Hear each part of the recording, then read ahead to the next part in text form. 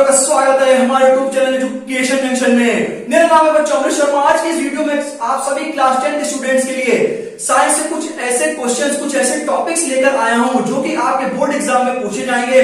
सबसे पहले मैं आपको बता देता हूं, मैं इसमें आपको फिजिक्स के कुछ इंपॉर्टेंट क्वेश्चंस, इंपॉर्टेंट टॉपिक्स बताऊंगा। उसके बाद मैं आपको केमिस्ट्री के इंपॉर्टेंट क्वेश्चंस और टॉपिक्स बताऊंगा। साथ ही साथ में मैं बायो के भी कुछ ऐसे क्वेश्चंस, कुछ ऐसे टॉपिक्स लेकर आया हूं जो कि आपके students as it is board exam में पूछे जाएंगे। ये स्टूडेंट्स वीडियो में मैं आपको कंप्लीट नॉलेज दूंगा, कंप्लीट टॉपिक्स, कंप्लीट क्वेश्चंस लेकर आया हूं आप सभी स्टूडेंट्स के लिए। देखो बच्चों, अब इतना टाइम आप सभी के पास नहीं है कि आप पूरी किताब की लाइन बाय लाइन पढ़ो, तो मैंने स्टूडेंट्स बहुत मेहनत करके आप सभी स्टूडेंट्स के लिए कुछ ऐसे क्वेश्चंस, कुछ ऐसे टॉपिक छांटे हैं जो कि स्टूडेंट्स आपके हर साल बोर्ड एग्जाम में पूछे जाते हैं। ये स्टूडेंट्स प्रीवियस 10 साल 15 साल के क्वेश्चंस में लेकर आया हूं। बहुत जबरदस्त क्वेश्चन है और आपको स्टूडेंट्स बोर्ड एग्जाम में ये क्वेश्चन 100% देखने को मिलेंगे। ये स्टूडेंट्स मेरा वादा है, मुझ पर स्टूडेंट भरोसा करो, 100% कंफर्म क्वेश्चंस आपको मिलेंगे। तो बिना किसी देरी के वीडियो को शुरू करते हैं। सबसे पहले स्टूडेंट्स मैं आपको बता दूं, देखो इस बोर्ड पे यार सबको लिखना बच्चों मेरे पॉसिबल नहीं है। तो स्टूडेंट जो मैं आपको क्वेश्चंस बताऊंगा, साथ ही साथ जो मैं अपने मुंह से बोल रहा हूं, स्टूडेंट मेरी इन बातों पर गौर करना और जो मैं आपको बता रहा हूं प्लीज स्टूडेंट्स इन बातों को लिख के रखना। और स्टूडेंट्स एक बात और, जो मैं आपको फिजिक्स के, जो मैं आपको केमिस्ट्री के, जो मैं आपको बायो के क्वेश्चंस बताऊंगा आज इस वीडियो में, इसके अलावा आपको कहीं दूसरी किताब की जरूरत नहीं है, आपको कहीं किसी क्वेश्चन को सॉल्व करने की जरूरत नहीं है। बस स्टूडेंट्स मैं आपको जो क्वेश्चन बताऊंगा बस आप उन पे प्लीज फोकस करो। तो सबसे पहले स्टूडेंट मैं स्टार्ट करता हूं फिजिक्स के चुनिंदे क्वेश्चन पर। सबसे पहले स्टूडेंट मैं आपके सामने चैप्टर लेके आया हूं इलेक्ट्रिसिटी। बहुत अच्छा, बहुत प्यारा चैप्टर है जिसमें कि स्टूडेंट्स आप सबसे पहले तो थोड़ा सा करंट के बारे में पढ़ के जाना, ठीक है ना, कि व्हाट इज करंट, मतलब बेसिक है, ज्यादा कुछ नहीं। और आई होप स्टूडेंट्स आपको पता होगा। इसके बाद स्टूडेंट्स इलेक्ट्रिक सर्किट की, इलेक्ट्रिक सर्किट क्या होता है, इलेक्ट्रिक सर्किट में बैटरी का क्या काम होता है, स्विच का क्या काम होता है स्टूडेंट, ठीक है, रजिस्टर का क्या काम होता है। बिल्कुल बहुत अच्छे से इलेक्ट्रिक सर्किट को पढ़ के जाना। इलेक्ट्रिक सर्किट से क्वेश्चन स्टूडेंट 100% आपके बोर्ड एग्जाम में पूछा जाएगा। और ये स्टूडेंट्स एक ऐसा कंसेप्ट है इलेक्ट्रिक सर्किट एक ऐसा कंसेप्ट है जो आपके बोर्ड एग्जाम में पूछा जाता है। और इसके साथ ही साथ आपके स्टूडेंट्स न्यू एनसीईआरटी बुक में सीधे हाथ की तरफ ऊपर की तरफ एक टेबल बनी हुई है जिसमें कि आपके बैटरी के सिंबल, ठीक है ना, कीज के सिंबल, रजिस्टर्स के सिंबल आपके सामने दिए गए। उनको मेरे बच्चों पढ़ के जरूर जाना, आपको बहुत हेल्प करेंगे। सेकंड स्टूडेंट्स आपके सामने electric potential and potential difference, basic सी स्टूडेंट डेफिनेशन है इनकी। स्टूडेंट्स यूनिट के साथ साथ इनके जो फॉर्मूले हैं वो भी स्टूडेंट्स पढ़ के चले जाना। साथ ही साथ स्टूडेंट्स ओम्स लॉ। पहले स्टूडेंट्स क्या होता था कि जो ओम्स लॉ है वो डायरेक्ट पूछा जाता था, टू बी वेरी ऑनेस्ट। पहले सीधे आप ओम्स लॉ लिख देते थे। अब स्टूडेंट्स क्या है कि आप ओम्स लॉ तो मेरे बच्चों पढ़ोगे कि V इक्वल टू IR, ठीक है ना, तो उसके साथ जो उसका ग्राफ बना हुआ है वो भी स्टूडेंट्स पढ़ के जाना। एक्चुअली वो इंक्रीजिंग ग्राफ होता है, कोई वेरी ऑनेस्ट अगर मैं आपको बताऊं थोड़ा सा। तो स्टूडेंट जो ओम्स लॉ है उसका थोड़ा सा कंसेप्चुअल बेस्ड क्वेश्चंस पढ़ के जाना, जो कि आपको मतलब स्टेटमेंट तो याद होना चाहिए, सेट 1 में स्टूडेंट्स आ जाता है कभी कभी। लेकिन अब क्या होता है कि डायरेक्ट ओम्स लॉ नहीं पूछते, उनसे रिलेटेड कुछ कंसेप्चुअल बेस्ड क्वेश्चन पूछते हैं। असर्शन रीजन में आ सकता है, केस बेस्ड क्वेश्चन में आ सकता है, तो ठीक है ना, तो ध्यान रखना, पढ़ के जाना। Factors on which resistance of a conductor depends, की जो V इक्वल टू IR में आपने देखा होगा जहां पर R रेजिस्टेंस होता है और वो रेजिस्टेंस किन फैक्टर पे डिपेंड करता है। स्टूडेंट बहुत इंपॉर्टेंट क्वेश्चन है, बिल्कुल भी मेरे बच्चों छोड़ के मत जाना। बिल्कुल ये चारों मैंने बहुत अच्छे से आपको बताए हैं। अब स्टूडेंट मैं वो क्वेश्चन पे आता हूं जो कि आपके बोर्ड एग्जाम में आना ही आना है। कौन सा है students, heating effect of electric current या फिर Joule's effect of electric current, H equal to I square RT। 100% आपको बच्चों इस पे देखने को मिलेगा। और ये स्टूडेंट्स एक ऐसा क्वेश्चन है जो आपके स्टूडेंट हर साल बोर्ड एग्जामिनेशन में पूछा जाता है। Heating effect of electric current को आप स्टूडेंट बिल्कुल भी नहीं छोड़ेंगे। और जो मैंने आपको टेबल बताई है, ठीक है ना, जो मैंने आपको टेबल बताई है तो उसको भी स्टूडेंट्स आप पढ़ के जाना कि जो मतलब बैटरी का सिंबल क्या होता है, ठीक है ना, पॉजिटिव नेगेटिव का क्या काम होता है, टर्मिनल्स का, तो वो स्टूडेंट्स आप देख के जाना। तो वो भी आपको स्टूडेंट मतलब उसमें भी आपको बहुत हेल्प मिलेगी। Heating effect of electric current हो सकता है स्टूडेंट आपकी बार केस बेस में पूछ लिया जाए या फिर हो सकता है कि आपका असर्शन रीजन में भी पूछ लिया जाए। बाकी थोड़ा सा पावर पढ़ के जाना कि इलेक्ट्रिक पावर क्या होती है, ऐसा यूनिट वगैरह क्या होती है। हाँ, ऐसा यूनिट्स है बच्चों, फॉर्मूले हैं, वो स्टूडेंट्स आप जरूर देख के जाना, ठीक है ना। बाकी इलेक्ट्रिक सर्किट से इतना नहीं आता। सीरीज कॉम्बिनेशन, पैरेलल कॉम्बिनेशन बहुत ही इजी है स्टूडेंट्स, वो आप अपना कर सकते हैं। लेकिन heating effect of electric current ये आना ही आना है, कंफर्म आना है।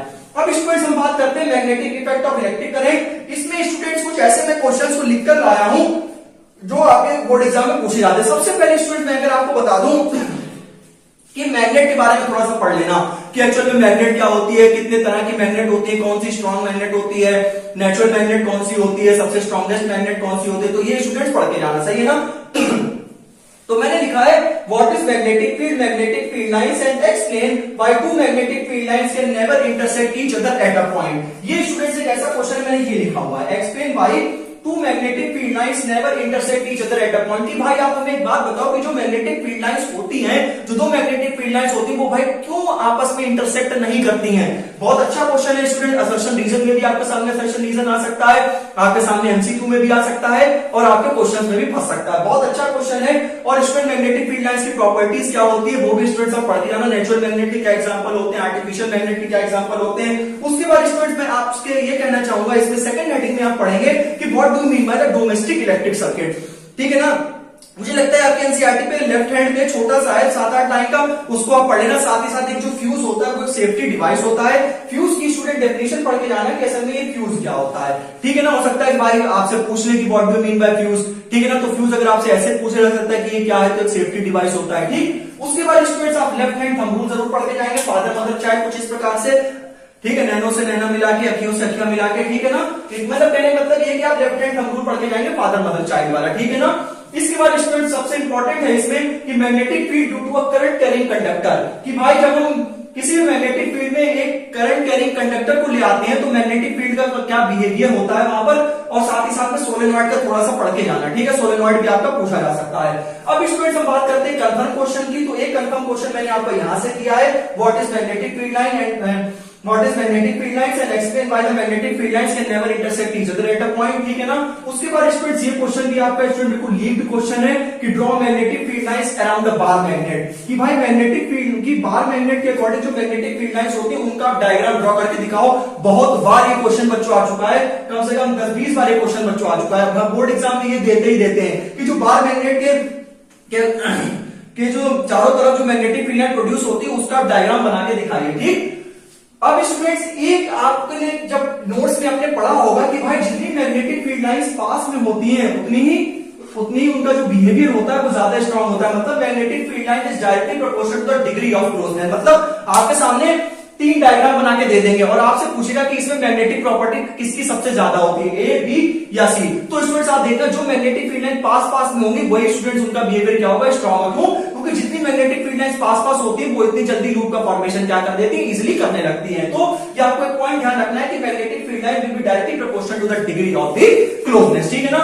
तो स्टूडेंट मैं आपको पढ़ाने नहीं आया हूं, मैं आपको बस ये बताने आया हूं कि आपको किस किस टॉपिक से आपसे क्वेश्चन पूछे जा सकते हैं। ठीक है। पढ़ाने नहीं आया, मैं आपको सिर्फ और सिर्फ फिजिक्स के, केमिस्ट्री के, बायो के मैं आपको कुछ ऐसे क्वेश्चन बता रहा हूं जो कि स्टूडेंट्स आपके एसएससी बोर्ड एग्जाम में आएंगे, बिल्कुल आएंगे। इसके साथ ही साथ मैंने अपने यूट्यूब चैनल पर एक शॉर्ट वीडियो में 20 एक्सपेक्टेड क्वेश्चन साइंस के अपलोड कर रखे हैं। उन क्वेश्चंस को भी स्टूडेंट जरूर पढ़ के जाना। वो 20 क्वेश्चन है, लाजवाब क्वेश्चन है मेरे बच्चों, पढ़ के जरूर जाना। वो 20 क्वेश्चंस का लिंक भी आपको सीधा डिस्क्रिप्शन बॉक्स में मिलेगा। देखो यार अब तुमने, मैं थोड़ा तेज बोल रहा हूं क्योंकि स्टूडेंट अब ध्यान दो यार, क्योंकि तुमने यार पूरे साल अगर पढ़ाई नहीं करी है, मतलब कुछ भी रीजन रहा हो, तो कम से कम ये 2-3 दिन जो टीचर्स आपके कह रहे हैं, कम से कम स्टूडेंट आंख बंद करके इन्हीं पर ही भरोसा कर लो और स्टूडेंट्स आ जाएंगे। पेपर इतना टफ नहीं होता यार प्यारे बच्चों, समझा करो। मतलब बिल्कुल भी डरने की जरूरत नहीं है, पहले तो अपने अंदर से डर बिल्कुल निकालो। ठीक। तो magnetic field line will be directly proportional to the degree of closeness. अब स्टूडेंट्स हम बात करते हैं ह्यूमन आई और कलरफुल पढ़ के लाओ, इससे आउट कर दे रहे पेपर, अभी कर दे रहे लोग। पहला क्वेश्चन हम तुम्हारे सामने दे रहे हैं और तुम देख लेना 20 तारीख को। भाई तुम्हें देखो बच्चों, मेरा वेरी ऑनेस्ट, मेरे कहने का मतलब ये, देखो मैं व्हाइट बोर्ड पे यार पढ़ाता हूँ। ठीक है। तो हो सकता है कि बच्चे ये समझते हो कि व्हाइट बोर्ड पे क्या ही कंटेंट दे पाते हो, क्या ना दे पाते हो। लेकिन स्टूडेंट मैं आपको सही बात बता दूं कि अगर आप हमारे वीडियो को लास्ट तक देखते हैं तो स्टूडेंट्स आपको वास्तव में हेल्प मिलेगी। और अभी जो मैं आपको इसमें क्वेश्चन बता रहा हूँ ह्यूमन आई कलरफुल वर्ड में, आप देख लेना। क्वेश्चन सुनो कि एक मोहित नाम का स्टूडेंट है, उसको नियर साइटनेस की प्रॉब्लम है। सबसे पहले तो आप डिजीज का नाम लिखिए, फिर आपने जो डिजीज आपने लिखी है उसको डिफाइन करिए, उसके बाद इसका करेक्शन कैसे हो सकता है वो बताइए। कंफर्म एक लीक क्वेश्चन है, बताओ स्टूडेंट्स, मैं लिख के रख दो स्टूडेंट, मेरा विश्वास है ये क्वेश्चन जरूर आएगा कि एक बच्चे को नियर साइटनेस की प्रॉब्लम है, उसकी आप उसकी डिजीज का नाम बताइए, उसको डिफाइन कीजिए, उसका करेक्शन बताइए। 100% ये क्वेश्चन आने वाला, बिल्कुल लीक्ड क्वेश्चन है, तीनों सेट में देख लेना ना है तो भाई बिल्कुल 100% ये क्वेश्चन आना ही आना है। अब स्टूडेंट्स हम आपसे बात करते हैं कि इसमें सबसे पहले जो ह्यूमन आई का आपका डायग्राम बना हुआ है, सीधे हाथ पे नीचे की तरफ, सीधे हाथ पे नीचे की तरफ आपका डायग्राम बना हुआ है, उसमें प्यूपिल क्या होती है, आइरिस क्या होता है, रेटिना क्या होता है, ये बिल्कुल स्टूडेंट्स सिलेरी मसल्स क्या होती है, इनका रोल पढ़ के जाना। पावर ऑफ एकोमोडेशन ऑफ आई क्या होती है, पढ़ के जाना मेरे प्यारे बच्चों। बहुत जबरदस्त पूछा जाएगा। ह्यूमन आई में आपसे हो सकता है कि एमसीक्यू में पूछ ले कि सिलेरी मसल्स का रोल क्या होता है, रेटिना का रोल क्या होता है, आइरिस का प्यूपिल का रोल क्या होता है। इसमें बहुत अच्छे से पढ़ के जाना कि अपनी जो ह्यूमन आई के बारे में मतलब A to Z एक्सप्लेनेशन देख के जाना कि जो ह्यूमन आई का जो डायग्राम बना है क्वेश्चन में, अरे बच्चों बिल्कुल छोड़ना नहीं यार, बिल्कुल ना छोड़ना, प्लीज ना छोड़ना, जरूर क्वेश्चन पूछा जाएगा। अब देखो जैसा कि मैंने आपको अभी क्वेश्चन बताया, defects of vision and also define there correction. एक तो आपको मायोपिया है, एक आपका हाइपरमेट्रोपिया है, दोनों के करेक्शन वगैरह दिए गए हैं, डायग्राम दिए गए हैं। प्लीज बच्चों मायोपिया और हाइपरमेट्रोपिया पढ़ के जाना बच्चों, जरूर आएगा। एक सेट में ये आएगा या फिर एक सेट में reflection of light through prism, या तो प्रिज्म से आएगा। तो ये आ भी सकता है, नहीं भी आ सकता है, लेकिन ये जो आपका defects and vision and also their correction student confirm आना है। प्लीज प्यारे बच्चों बिल्कुल भी मेरी बात को लाइटली मत लेना। 20 तारीख को स्टूडेंट जरूर देख लेना, ये क्वेश्चन जरूर देख लेना कि एक स्टूडेंट से नियर साइटनेस की प्रॉब्लम है तो आप इसको डिफाइन कीजिए, वो डिजीज का क्या नाम है, करेक्शन बताओ, ठीक है ना। हम जल्दी जल्दी आगे बढ़ते हैं। स्टूडेंट डिस्पर्सन स्कैटरिंग है, थोड़ा बहुत बेसिक साइंस में देख लेना कि डिस्पर्सन स्कैटरिंग क्या होती है। अब हम बात करते हैं कुछ और लीड क्वेश्चंस की। अब स्टूडेंट हम बात करेंगे कि भाई एटमॉस्फेरिक डिफ्रेक्शन में कि भाई the colour of sky is blue, the sunrises वाला किसन जो है वो रेड क्यों दिखाई देता है। तो स्टूडेंट सनराइजेस वाला भी पढ़ लेना, ट्विंकलिंग ऑफ स्टार्स पढ़ के जाना प्यारे बच्चों, ठीक है ना। तो ये कुछ ऐसे atmospheric reflection by the colour of sky is blue पढ़ना ही पढ़ना, बिल्कुल नहीं छोड़ना एटमॉस्फेरिक रिफ्लेक्शन वाला, ठीक है ना। तो स्टूडेंट जी मैंने कुछ आपको लीड क्वेश्चन बताए। अब स्टूडेंट आपका लास्ट चैप्टर आता है अपर एनवायरनमेंट, जिसमें इकोसिस्टम है।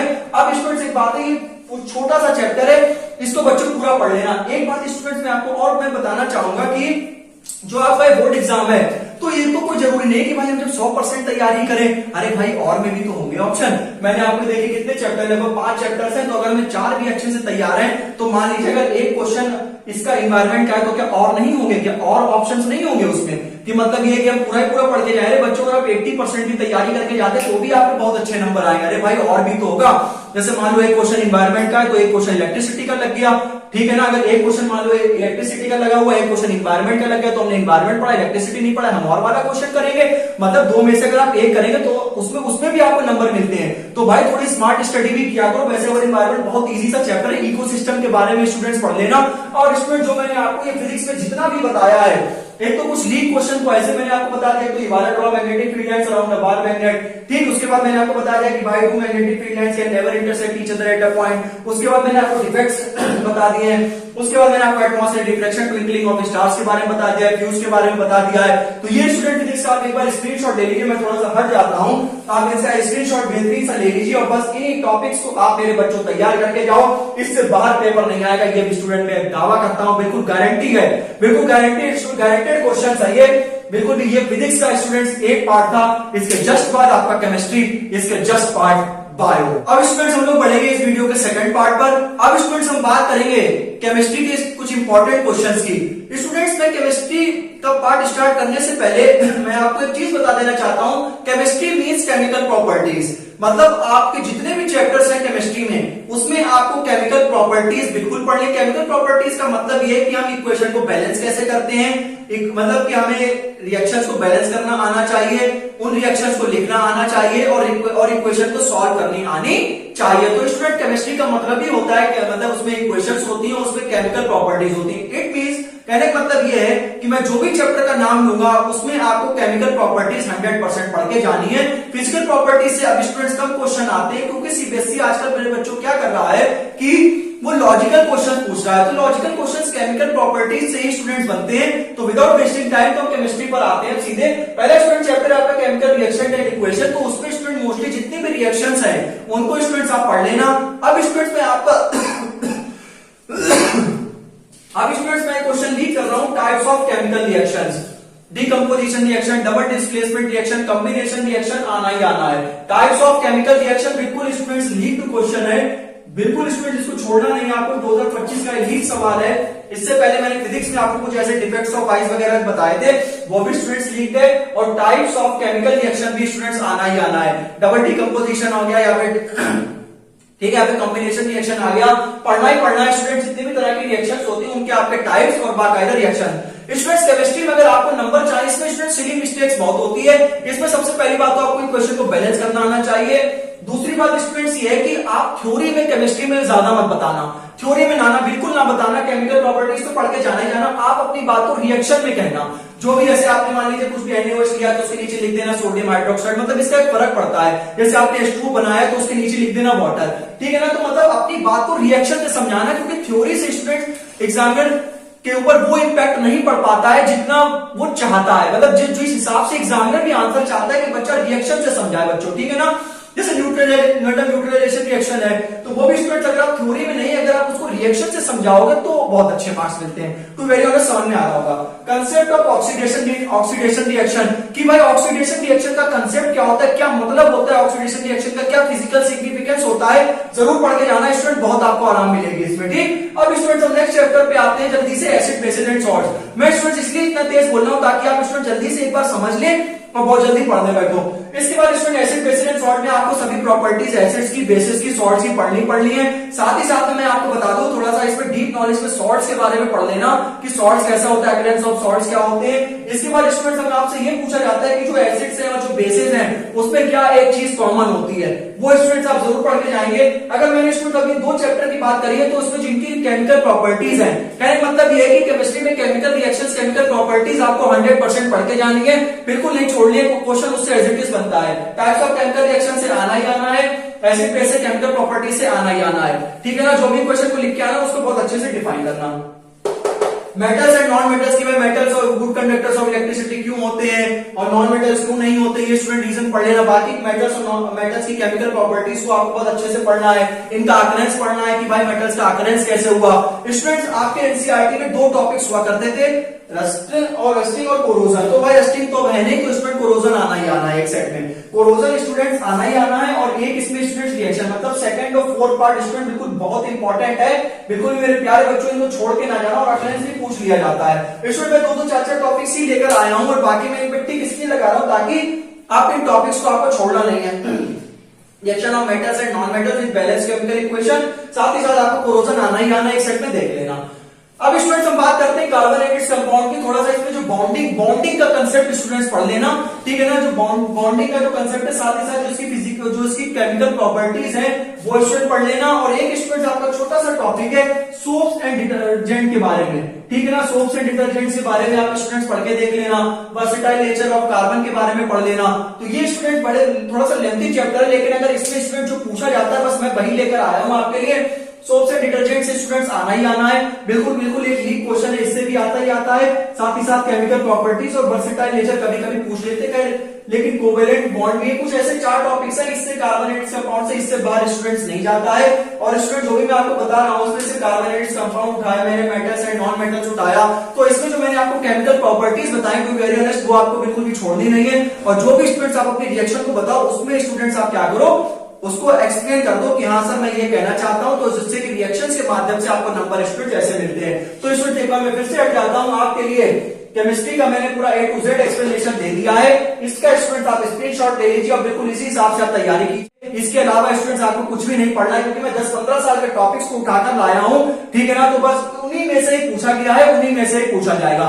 थोड़ा सा लॉजिक भले चेंज कर देंगे लेकिन मतलब उसका वही होगा। तो ये स्टूडेंट्स आपके केमिस्ट्री के क्वेश्चन थे। इसका जो थर्ड पार्ट है उसमें स्टूडेंट्स हम मिलेंगे बायो। अब हम स्टूडेंट बात करते हैं बायो के कुछ इंपॉर्टेंट क्वेश्चंस की। सबसे पहले स्टूडेंट्स मैं आपके सामने चैप्टर लेके आया लाइव प्रोसेसेस, जिसमें कि स्टूडेंट्स आपको कौन कौन से टॉपिक्स को ध्यान में रखना है, जो कि स्टूडेंट्स आपको न्यूट्रिशन के बारे में पढ़ के जाना है, ठीक है। रिस्पिरेशन आपको बिल्कुल नहीं छोड़ना है, मुझे लगता है यही इस बार पूछा जाएगा।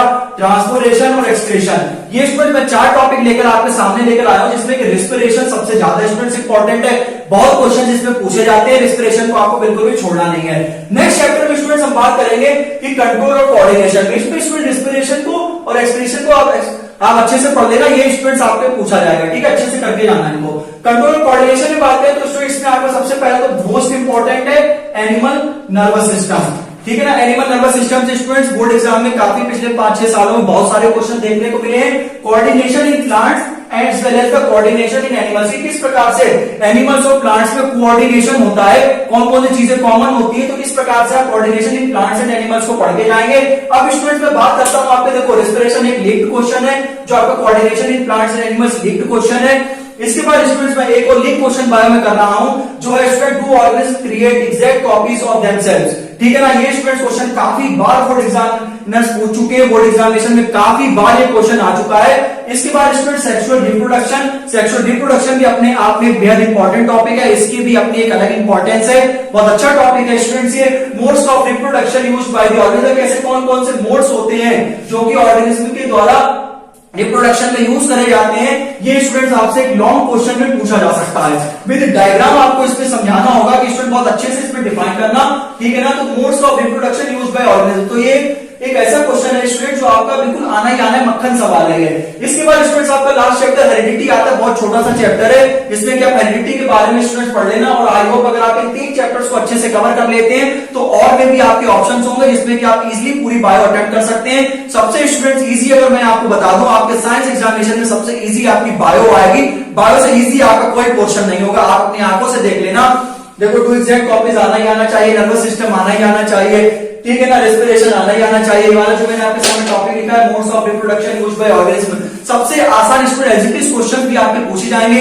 मैंने जो स्टूडेंट्स एक वीडियो में एक शॉर्ट में 20 क्वेश्चंस अपलोड कर रखे हैं, उसमें कुछ बायो के ऐसे क्वेश्चंस हैं जो और भी बढ़िया क्वेश्चंस हैं, वो भी स्टूडेंट्स आपके एग्जाम में आ सकते हैं। इसके बाद स्टूडेंट्स में फिजिक्स में मेरा एक पोर्शन छूट गया था, लाइट में जो आपने केसेस देखे होंगे कि ऑब्जेक्ट को फोकस में रखते हैं अगर, ठीक है ना, F और 2F के बीच में रखते हैं, तो स्टूडेंट जो केसेस वगैरह है वो भी स्टूडेंट पढ़ के जाना है कि ऑब्जेक्ट को इंफिनिटी पे रख दिया जाए तो इमेज कहां पर बनेगी, ठीक है ना, अगर इमेज रियल है तो इमेज इन्वर्टेड है, तो स्टूडेंट वो कंसेप्ट पढ़ के जाना, उससे भी आपको 100% क्वेश्चन देखने को मिलेंगे।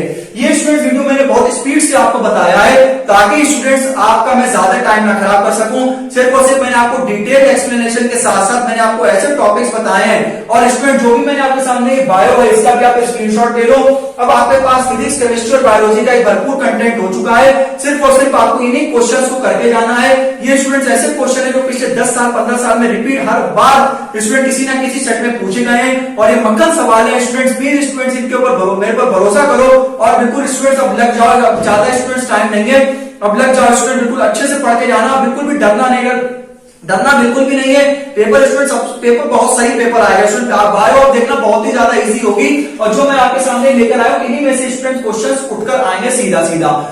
इसी प्रकार से स्टूडेंट्स अब मैं आपसे विदा लेता हूं इस वीडियो में। आई होप स्टूडेंट्स आपको मेरी वीडियो यूजफुल लगी होगी। वीडियो यूजफुल लगी हो तो स्टूडेंट्स अपने फ्रेंड्स के साथ शेयर कीजिए और अगर आपको वीडियो हमारी अच्छी लगी हो तो प्लीज मेरी वीडियो को लाइक करें, चैनल को सब्सक्राइब करें। इसी प्रकार से मिलते हैं नेक्स्ट वीडियो में, तब तक के लिए बाय बाय, नमस्ते, जय हिंद, जय भारत।